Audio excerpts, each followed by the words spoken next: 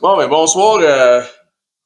Bienvenue à l'église baptiste centrale de la Rive-Sud. On va continuer la présentation PowerPoint. Tout le monde voit? Ah, parfait. Excellent. Donc, on avait vu... Est-ce qu'il y en a qui se souviennent un peu ce qu'on avait vu la dernière fois? Personne ne se souvient, hein? Là, c'est pas important. C'est tout. Ben, ça va être sur, ça va être sur YouTube. Éventuellement, vous allez pouvoir le retrouver. Donc, les présentations. La semaine passée, il y en a qui s'en souvenaient? Oui, vas-y, Simone.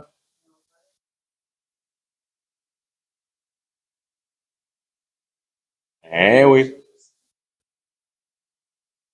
On avait vu des grandes chutes de Grand Coulee, des grandes chutes qui sont en fait des anciennes chutes. Là. Tu sais, Alex, tu viens de quoi? OK.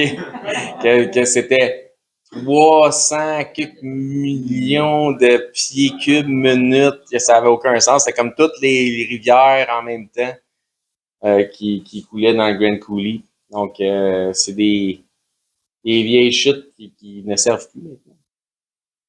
Et que les chutes Niagara étaient minuscules à comparer de ce que Grand Coulee avait l'air.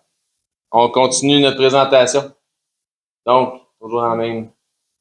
Donc, le déluge biblique peut être divisé en plusieurs étapes. Vous vous souvenez, on avait vu ça. On avait vu les étapes, là, on va le revoir, les étapes. Donc, soit il y avait 40 jours d'accumulation d'eau via les sources des abîmes et la pluie, 110 jours de stabilisation des eaux. Ensuite, il y a eu au 150e jour le retrait des eaux, donc le retrait massif des eaux.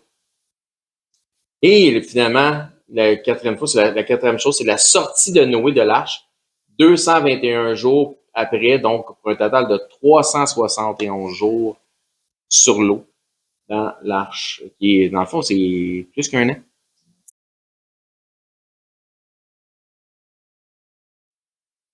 Il va avoir hâte de sortir à un moment donné. Hein?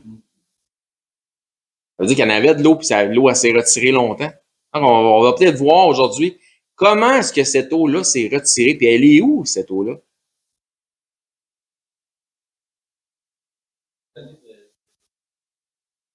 Ouais. Ouais, après, quand il a commencé à sortir, le sol devait être un petit peu boiteux. Donc, où sont donc allées les eaux du déluge pendant ces 221 jours? Entre autres. Mais la seule façon pour l'eau de s'écouler des continents dans les océans est que les continents montent et que les fonds océaniques s'enfoncent. Donc, il s'est passé quelque chose. Oups. Pas de l'autre côté. La croûte terrestre repose sur son manteau environ 3000 km d'épaisseur, qui à son tour repose sur le noyau, possiblement de fer et de la Terre. La croûte continentale a une épaisseur d'environ 40 km, tandis que l'épaisseur de la croûte océanique n'est que d'environ 7 km. Le mouvement, oups, qu'est-ce que c'est ça? OK. Le mouvement de haut en bas de la croûte pendant le déluge de Noé, appelé tectonique verticale différentielle, explique comment les eaux se sont drainées des continents. À plus petite échelle, les chaînes de montagnes se seraient élevées et les vallées se seraient affaissées. Donc, grosso modo, peut-être qu'à terre de ce qu'elle avait l'air lors du déluge, juste une grosse boule bleue, plein d'eau. Encore une fois, au fur et à mesure que la croûte continentale s'élevait et que les fonds océaniques s'enfonçaient, les eaux de crue recouvrant le globe se sont drainées, provoquant une érosion massive des continents. Donc, quand il y a beaucoup d'eau de même qui se draine, les sols sont mous, donc ça s'en va vrai. Donc, il y a un mouvement de toutes les tectoniques, de toutes les plaques, de toutes les le sol, il va être en mouvement pour sûr. Donc, ça crée tout un émoi, provoquant une érosion massive des continents au moment où les eaux de crue se sont complètement retirées. La surface avait pris sa forme actuelle.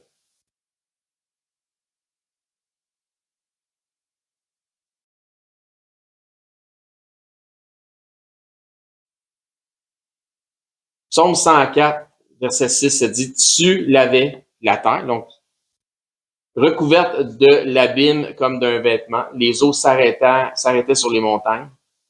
Elles ont fui devant ta menace. Elles se sont précipitées à la voix de ton tonnerre. Des montagnes se sont élevées, des vallées se se sont abaissées. Donc, des montagnes se sont élevées et des vallées se sont abaissées au lieu que tu leur avais fixé.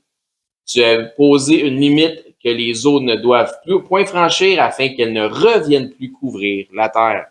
Donc, il parle que lorsque les eaux se sont retirées au déluge. Les fossiles marins se retrouvent également dans les hauteurs de l'Himalaya, la chaîne de montagnes la plus haute du monde atteignant jusqu'à 29 029 pieds, donc 8 848 mètres au-dessus du niveau de la mer. Donc, on s'entend que l'Himalaya au top, là, c'est pas mal pas au niveau de la mer. On est d'accord? Pas mal loin de la berge, pas mal loin de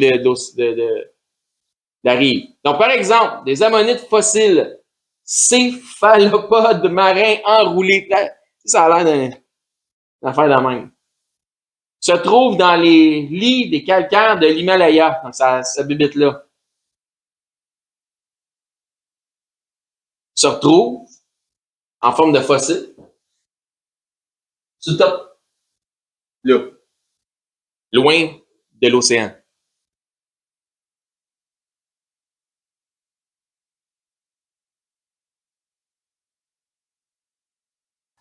Qu'est-ce que ça fait là?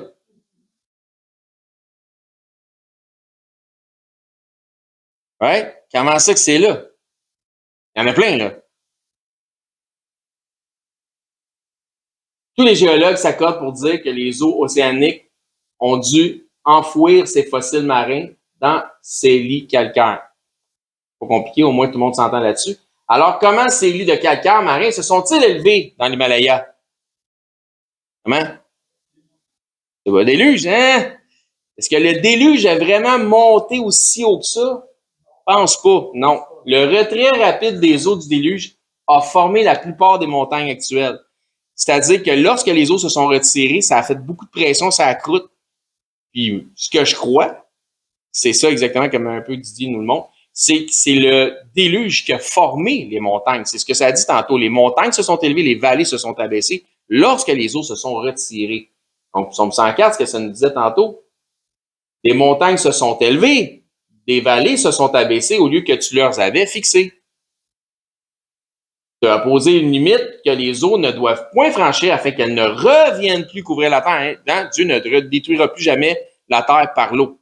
Le signe qu'on a de ça, c'est l'arche dans les nuées, donc l'arc-en-ciel. Ça va à date. Donc, la formation des montagnes. Le mont Everest et la chaîne himalayenne ainsi que les Alpes, les Rocheuses, les Appalaches, les Andes et la plupart des autres montagnes du monde sont composées de sédiments provenant des fonds des océans. Donc, les hautes montagnes ont des sédiments océaniques. Donc, des bébites comme on a vu tantôt, là. Plusieurs fossiles marins y ont été déposés par le déluge. De quelle façon? Le mont Everest lui-même a des fossiles de palourdes à son sommet. Les palourdes, là, que vous sachiez, ça fait pas d'alpinisme. Ça monte pas des montagnes. Ce sont les types de gisements que nous attendrions du déluge mondial du temps de Noé, puis c'est global sur pas mal toutes les montagnes, là.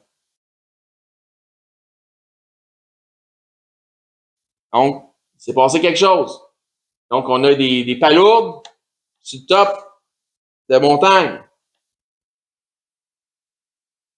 Question. Est-ce que le déluge de Noé a couvert d'eau le mont Everest? Didier, c'est quoi la réponse? Bon, c'est ça. Réponse, non. Le déluge de Noé n'a pas couvert l'Himalaya, c'est plutôt celui-ci qui l'a formé. Si l'eau avait été aussi haut que ça aurait causé d'autres choses au niveau météorologique là, qui faisaient pas de sens. Donc, ainsi, le récit biblique est non seulement possible, mais également soutenu par des évidences. On l'a vu dans le psaume. Les montagnes se sont élevées quand l'eau s'est retirée. Donc, cette inondation a causé les hautes montagnes et les océans profonds aujourd'hui, rendant une telle inondation impossible à répéter. C'est exactement comme Dieu l'a promis dans Genèse. Il ne détruira plus jamais la terre par l'eau, comme l'arche dans les nuées qui en est notre signe. Bon. Genèse 7:11, l'an 600 de la vie de Noé, le second mois, le 17e jour du mois, en ce jour-là, toutes les sources du grand abîme jaillirent et les écluses des cieux s'ouvrirent. Selon les Écritures, le déluge fut le résultat d'une montée rapide des eaux combinée par une pluie abondante et l'éclosion de gisements d'eau souterraines.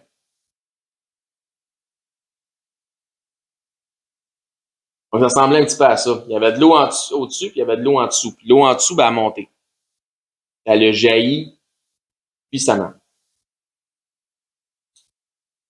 La pression combinée par toute cette eau montante à l'échelle planétaire a dû créer une immense pression sur la croûte terrestre. Ça a-tu du sens? Si ça fend, si ça rouvre, ça pète par en haut, c'est sûr que ça va créer une énorme pression sur la croûte terrestre, ce qui expliquerait aussi en partie la formation des chaînes de montagnes que nous avons aujourd'hui.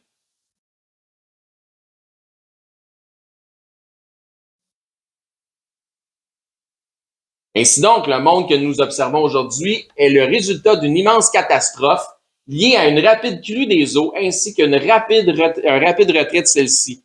Donc, les eaux se sont accrues rapidement et se sont retirées rapidement. Un peu comme un raisin sec. Ben, il est bien beau, il est bien rond. Puis quand il sèche, qu'est-ce qui arrive? Il fait des crevasses. Ben, ça ressemble à ça.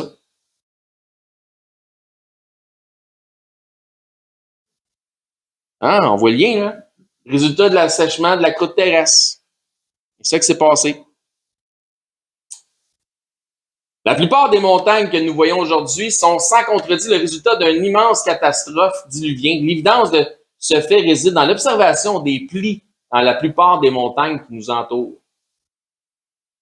Comment qu'une montagne peut avoir des plis comme ça? Il fallait que les sédiments soient mous. Parce que là, c'est de la roche. Là.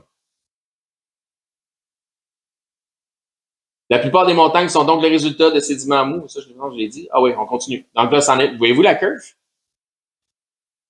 Voyez-vous comment c'est? Il y a quelque chose qui ça a déjà été mou, cette affaire-là. Je sais pas si vous voyez ici. Il y a comme un S. On va le revoir sur d'autres photos, dans d'autres présentations. Mais il y a comme un S dans celle-là. Celle-là, regardez, c'est ça. Ça a déjà été mou. Tu peux pas. La roche, ça plie pas. La roche, tu dois pas squeezer une roche, c'est pas du jus qui va sortir, là. Fait que la roche, à moins que tu es bien fort, tu squeezes une roche, il y a du jus qui sort. Mais ça plie pas. Donc, il a fallu que ça soit mou. C'est comme si tu avais pris quelque chose, puis le squeeze tout ensemble, puis là, ça a fait tout ce genre de forme-là.